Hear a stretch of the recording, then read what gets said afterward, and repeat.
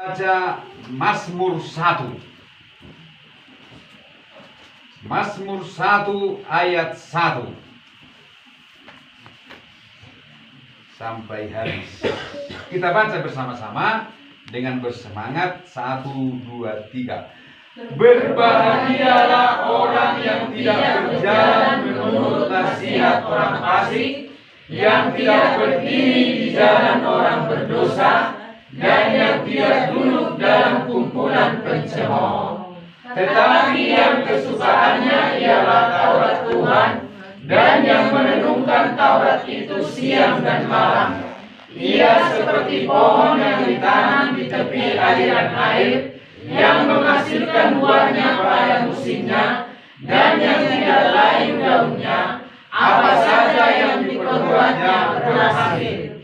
Bukan demikian orang fasik, mereka seperti sekam yang ditiupkan angin. Sebab itu orang fasik tidak akan tahan dalam penghakiman, begitu pula orang berdosa dalam perkumpulan orang benar. Sebab Tuhan mengenal jalan orang benar, tetapi jalan orang fasik menuju kebinasaan. Amin. Amin. Amin. Amin. Di sini jelas dikatakan bahwa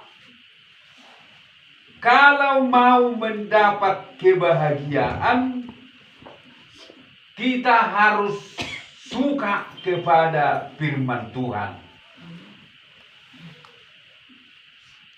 Banyak orang kemana-mana mencari kebahagiaan.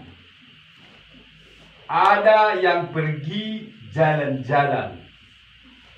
Makanya disebut di sini yang tidak berjalan-jalan. Ya kan? Di sini kan ada kata berjalan. Berbahagialah orang yang tidak berjalan. Jadi berjalan. Ini saya artikan berjalan-jalan. Memang betul. Orang untuk bisa bahagia, dia akan pergi jalan-jalan. Ya kan? Iya, jalan-jalan. Ya bisa. Tidak dosa itu. Tetapi bukan pergi berjalan-jalan supaya kita mendapat bahagia yang dari Tuhan.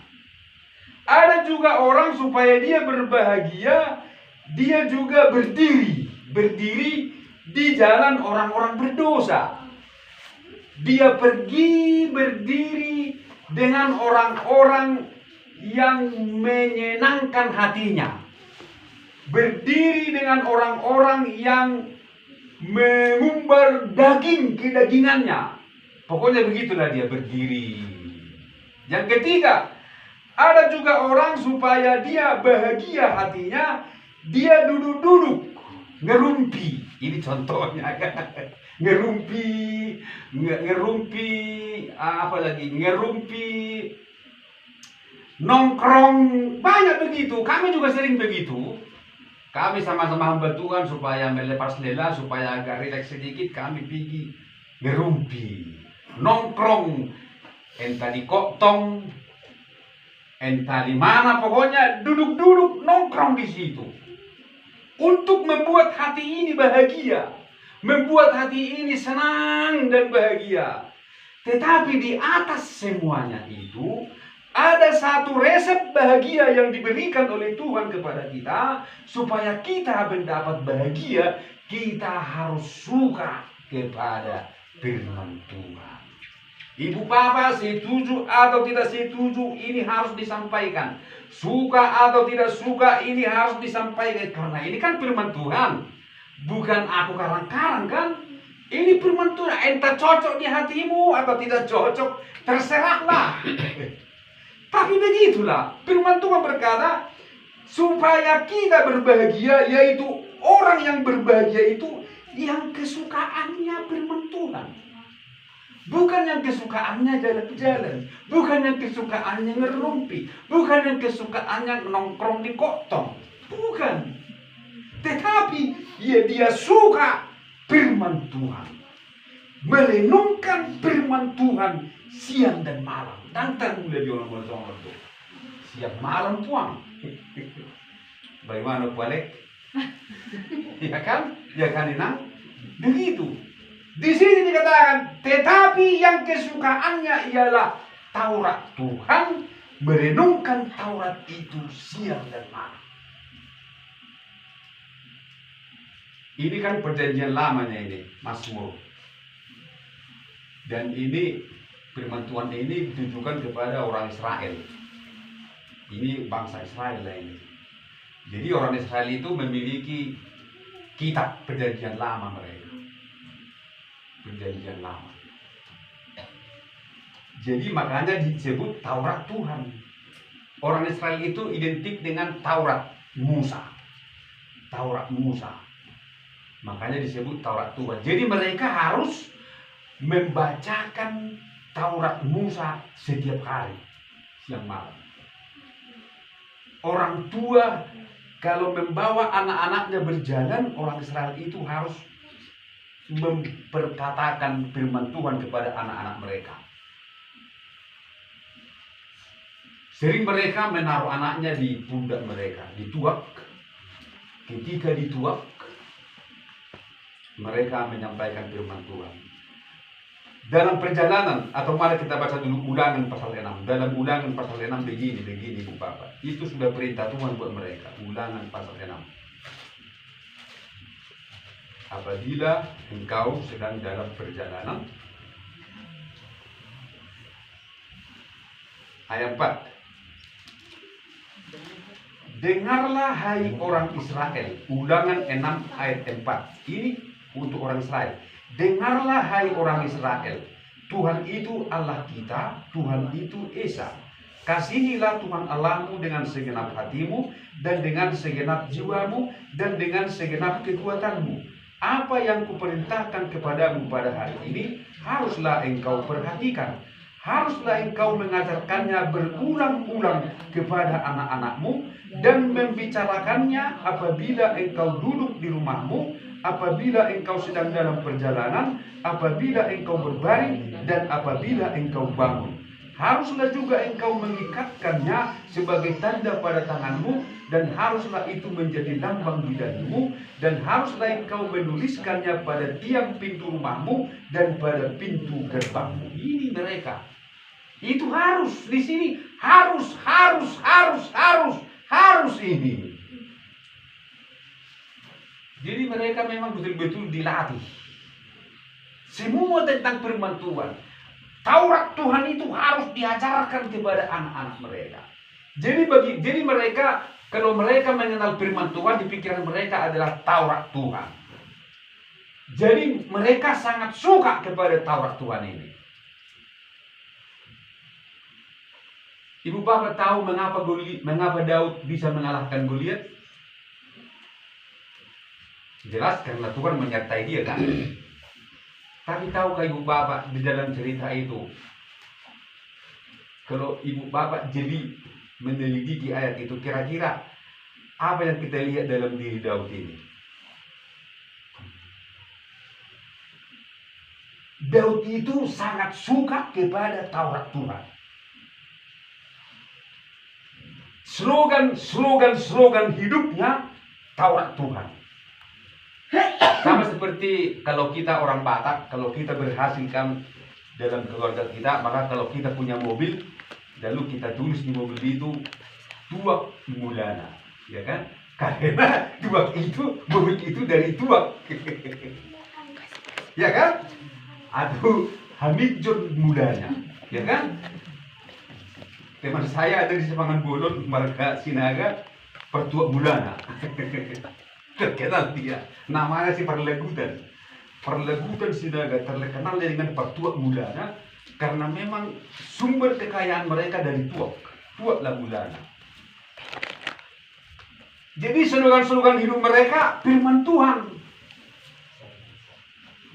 Jadi Daud itu sangat suka kepada Taurat Tuhan.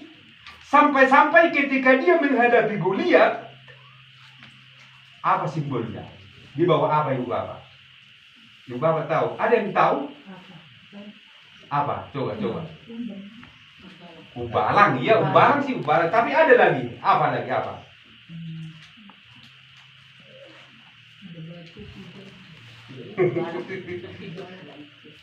Batunya berapa? 5. Itu makanya 5 batunya. Mengapa 5? Taurat Tuhan 5, kitab Musa 5. Jadi bagi mereka angka 5 itu adalah angka firman Tuhan karena Taurat yang ditulis oleh Musa 5. Kejadian, Keluaran, Imamat, Bilangan, Ulangan. Itu yang orang Israel hafal-hafal terus. Jadi di pikiran mereka Taurat Tuhan 5. Memang ada hamba Tuhan yang menafsirkan ayat itu. Angka 5 itu 5 luka Yesus, kan? Waktu itu kan Yesus belum mati. Dari mana dia tahu Yesus itu akan mati? 5 luka di tangan, di kaki, di kepala, di lambung dan di seluruh tubuh, ya kan? Ada bilang dua di kaki, 2 di tangan, 1 di lambung kan? Lalu bilur-bilurnya itu kan juga luka. Yang di kepalanya kan itu juga luka. Jadi kalau kita melihat di sana bahwa Daud itu mengalahkan Goliat, dia mengambil 5. Coba kita baca Goliat. Samuel. 1 Samuel. Itulah gara-gara si Goliat lah ini. Jangan Goliong lah. Ada mainku dulu, dia rajin kali sekolah minggu. Tahu dia semua kan? Rupanya dia punya mangguru si Goliong. Punya mangguru si Goliong.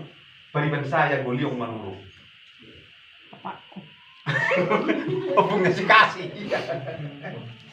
Kutanya lah main kue, anak kuda-kuda ibu runa. Cerita aku di pertukangan. Daud mengalahkan Goliong katanya. Amang gurunya digigit. Sobat kaget. Nah di sini Bu Bapak dalam 1 Samuel pasal 17. Iya, ayat yang ke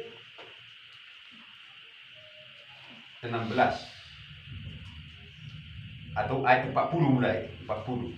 Lalu Daud mengambil tongkatnya di tangannya, dipilihnya dari dasar sungai 5 batu yang licin dan ditaruhnya dalam kantong gembala yang dibawanya. Jadi 5.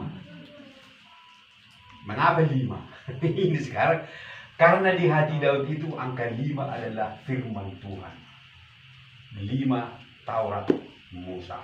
Orang Israel identik dengan Taurat. Taurat itu angka 5. Jadi Daud ini kemana-mana firman Tuhan ya.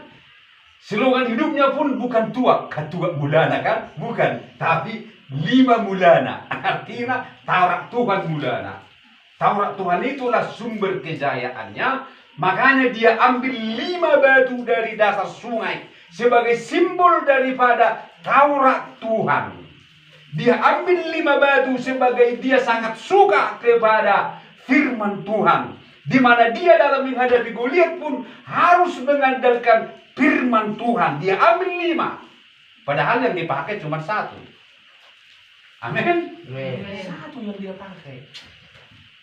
Makanya dia buat dalam Mazmur 119 ayat 72. Apa kata Daud? Taurat yang kau sampaikan adalah baik bagiku. Lebih apa katanya? Melebihi ribuan keping emas dan perak. Itu coba dulu baca dulu Stephen. Tadi buka wadido baru. Walau manggung mesem kotor kita. Mazmur 119 ayat 72. Mazmur 119 ayat 72. Kau nak renok ke tukang baca bahasa kau tu. Mulanya dia menurun ngaruh tukang baca. Alana malu nama jah ada ke salah. Amin. Itu. Kaya salah majah. Makana nalmuro di gua ni, nuan sugur nuan gua tu. Mazmur 119 ayat 72. Begini firman Tuhan, Taurat yang kau sampaikan adalah baik bagiku, lebih daripada ribuan keping emas dan perak. Itulah si Daud kan, dia sangat suka kepada Taurat Tuhan, melebihi emas dan perak.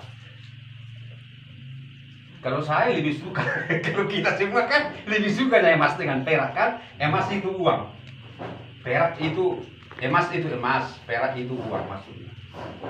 Jadi Daud ini dia berani berkata, dia berani mengungkapkan dan tidak bohong dia menjadi mazmurnya. Dia berkata, Taurat yang kau sampaikan itu baik bagiku Tuhan, melebihi ribuan keping emas dan melebihi ribuan keping perak. Wow, tokoh nangi naruh makan.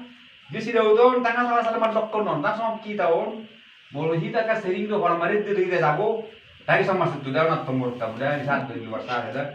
Mulu marit di kita, ulah ya. Kata tuh sih kan, ayo peolong kalau marit di. Ada mulu si Daudon, mulu imana, kaulah segalanya. Lebih penting dari ribuan keping emas, benar-benar dia lakukan.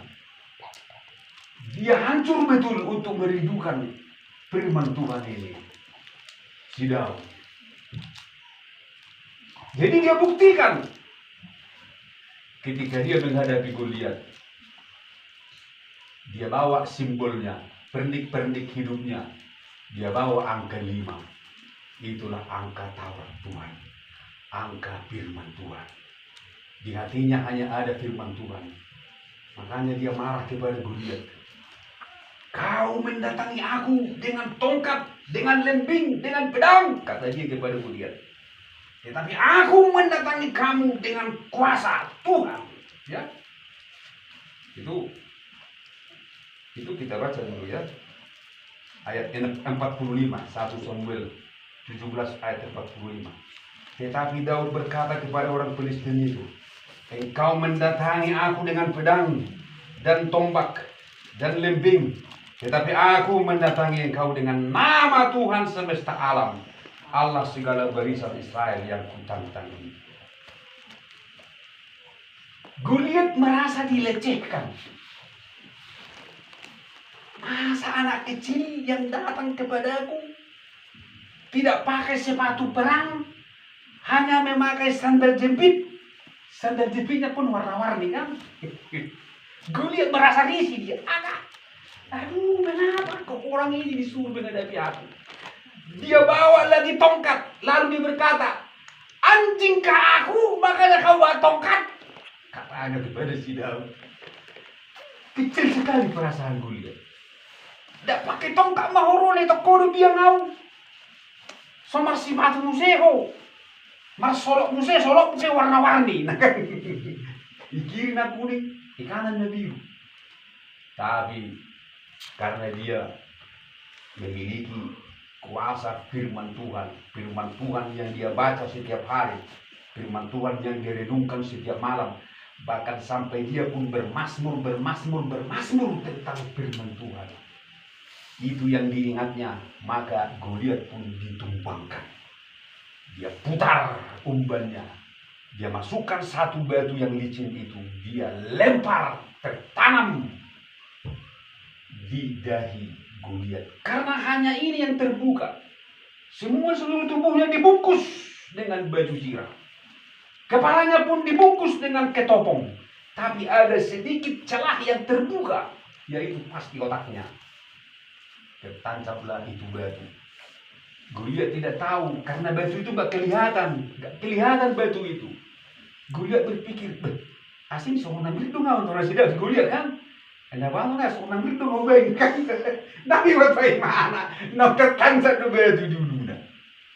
Asing seorang ibu kulawin na, seorang ibu di. Kali seorang namanya itu kubernya na. Begitu masih Goliat menarik mana kita tonggel dap. Tapi nong batu melupus. Jadi begitu Daud mengandalkan firman Tuhan, dia bisa mengalahkan Goliat. Ibu bapak kita semua, jangan kita tergoda dengan dunia ini. Amin. Langit dan bumi akan berlalu, tetapi firman Tuhan tidak akan berlalu. Semua nasihat manusia, petunjuk manusia, motivasi manusia, ataupun berita-berita hoax, ataupun filsafat manusia dari pikiran manusia, itu mungkin bisa menolong kita, tapi sementara.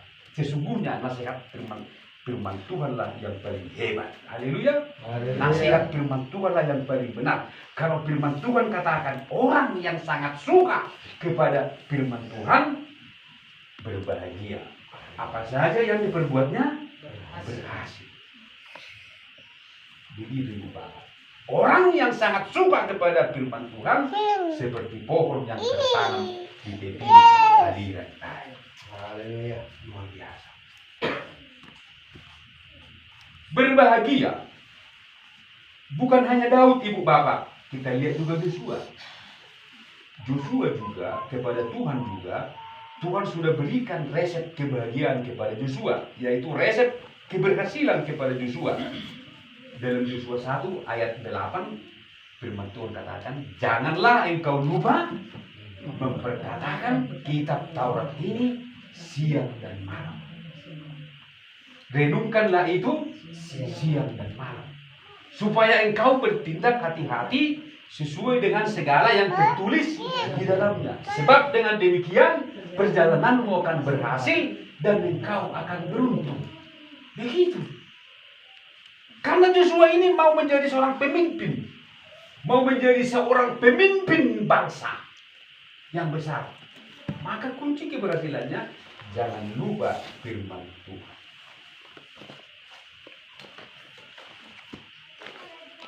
Perjalananmu akan beruntung, kemanapun berhasil. Nah, kalau kita berhasil Ibu Bapak, kalau kita beruntung, berbahagiakah kita? Berbahagia. Bagaimana kira-kira orang yang berhasil, orang yang beruntung?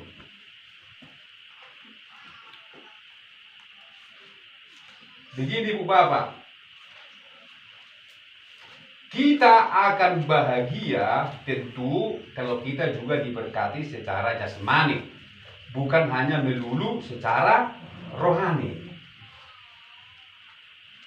Nah, apabila anak-anak kita semua menjadi orang-orang hebat di bumi, berbahagia ke Ibu Bapak?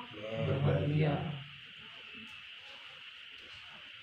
Apabila cucu-cucu kita semua menjadi orang-orang perkasa di bumi, berbahagia ke kita?